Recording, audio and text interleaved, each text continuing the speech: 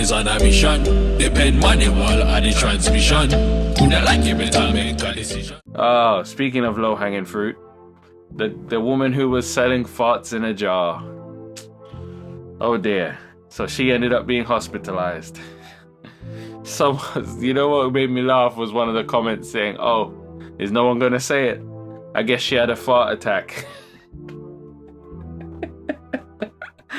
I was like, well played, sir, well played.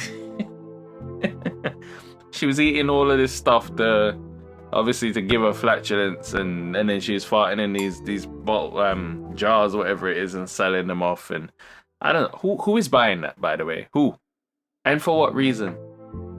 Anyway, but anyway, she ends up in the diet basically is not a diet you can stay on long term. Basically mashes her up and she ends up in the hospital, and they're like, yeah, you've got to cut this out, it's not a good look. And they gave her anti-gas or anti-flatulence medication as well. So, but now she's taken to the world of NFTs. She's gonna make fart NFTs or fart in jar NFTs. I don't know, man. It's funny as well because one of the live streams I'm editing is where we were talking about Chia Pet and Pet Rock, and I was just in disbelief. I was in disbelief for that stream, and then in later streams I've kind of come around to my perspective is it's great we're in a world where you can make money in multiple different ways, and you can dream of something unique, and there's a niche out there for you. People will flock to that and support it. Or after a while, if you've been doing it long enough and with enough passion, other people will be like, well, we should have always been supporting this, and they'll come over, they'll bring the awareness, they'll bring the support with them. There are all these wonderful times when, things like this, when like a Beyonce or whatever wears someone's design or carries one of their handbags, and, these are artisans in their own right who are making things where they're not mass producing them. These are things that they're passion projects, that they make these things with their hands. They really care.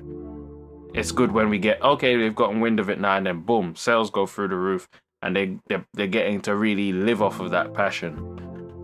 So that's like the good side of it. And then you have just like, the snobbery and the arseholiness and the overreaction.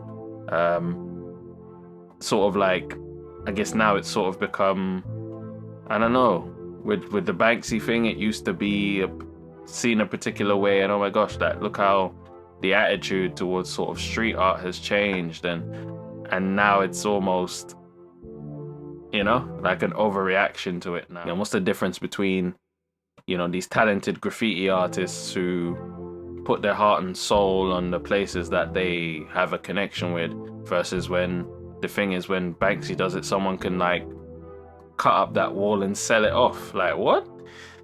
But yeah, so it sort of creates like a double standard, and it shows you sort of how things like the art community are very anyway, let's get off that. But yeah, in general, I'm like, however you can make your money that doesn't hurt people, fine.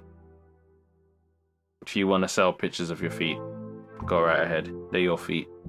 But then the other side of it is when it's just these things that are just not needed, not necessary, but then somehow there's a market for it anyway. I don't know if anyone is in here. It looks like it's a low-key stream. Like I said, I'll talk for an hour, and then that'll be that. Really, I'll head off on my bike because I've got truthfully, I got lots of editing to do. I'm quite behind. Something informative or topical is said, or something funny, or I want to really capture that and share it, but maybe I've got to get to the point of just sacrificing certain bits. I'm not there yet. At the moment, I'm trying to. So before I wanted to like keep the streams hugely intact, mostly intact. So I was trying to post half-an-hour clips, hour clips, 40-minute clips, whatever it is. So you know that you're getting maybe 3-4 of these clips, and if you want to watch them, you can watch them through. If you want to watch them in bits, you watch them in bits, whatever. Now I'm like, And again, I've got to think about these algorithms and appeasing these algorithms, right? So you don't want a 40-minute clip where someone's only ever going to watch 4 or 5-minute segments at a time. If that's the case, you may as well post 10-minute clips, right? And the person who would normally watch 5 will probably watch more of a 10-minute clip than they'll watch of a 40-minute clip, because it's shorter and they sort of, I guess their perception of the time is that it's less strenuous on their day, right? I know on the other hand, I know you have people who enjoy bingeable content, right? So they want a 5-hour video if they can get it. So Drink Champs, for instance, when they're interviewing all of these artists and stuff, people will sit there and watch 2 hours of that, right? Or they'll put it on in the background while they're doing stuff. Then they'll pay full attention when they can, but they're listening constantly. That's another thing, actually. I need to figure out how you get that designation on YouTube. There's a listenable tab that people can click on. I need to know how to get my stuff in there. My stuff is always listenable. So I'm like, how do I get in there? I don't know how they did it. My theory is they've only given it to certain videos, but if it's a thing that anyone can get, I need that, because that will be a game changer.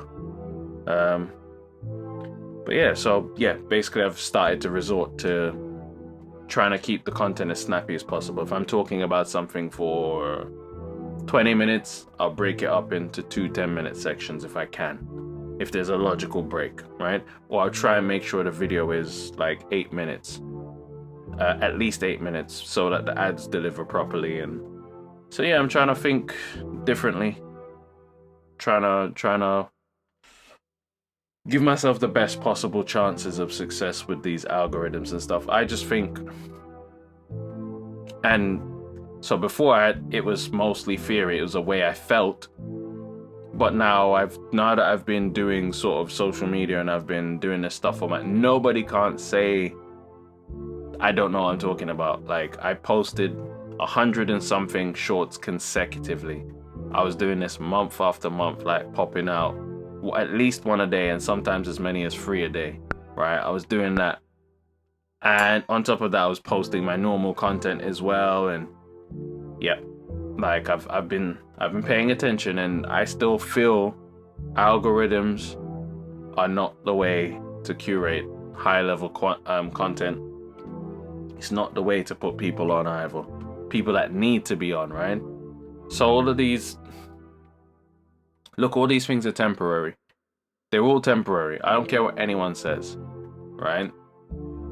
They can go, well, we've had books for hundreds of years, so if you write a book, the book is forever. The book is for right now in this particular point of civilization, and even then, the popularity of books has steadily declined, just like the popularity of theater declined, the popularity of friggin' silent film declined. These are all things that people would probably have told you will last forever. They don't, right? As in the apex, their popularity will always ascend. It will never descend. Everything goes through a descent in popularity, except it seems sport, right? And for most sports, it just continues growing, like. And that's because of, like, you say things like the television rights in certain territories. They make sure they bring the game to people. They hook them quicker and all of that stuff, and you know.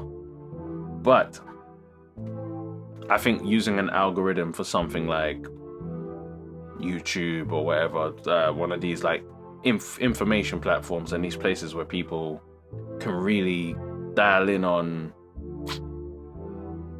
connecting with people, connecting directly with audiences, brands, whatever it is, there's got to be a better way. There actually does need to be some type of human involvement, right?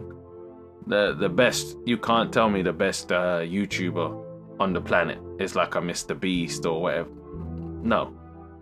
But those are the ones they will push till, you know what I mean? Those are the ones that get all of the credit and the push from the algorithm, and then obviously later on they get the machine at YouTube or whatever behind them.